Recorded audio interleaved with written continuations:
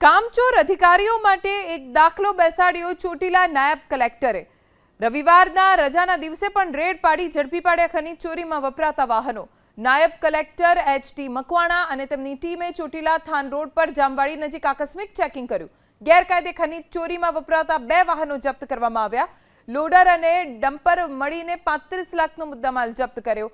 બંને વાહનો ચોટીલા મામલતદાર કચેરીએ મોકલી બંને વાહનોના માલિકો સામે શરૂ કરાઈ નિયમ અનુસારની કાર્યવાહી। ચોટીલા નાયબ કલેક્ટરે રવિવારના રજાના દિવસે પણ રેડ પાડી ઝડપી પાડ્યા ખનીજ ચોરીમાં વપરાતા વાહનો। નાયબ કલેક્ટર એચ.ટી. મકવાણા અને તેમની ટીમે ચોટીલા થાન રોડ પર જામવાડી નજીક આકસ્મિક ચેકિંગ કર્યું। ગેરકાયદે ખનીજ ચોરીમાં વપરાતા 2 વાહનો જપ્ત કરવામાં આવ્યા।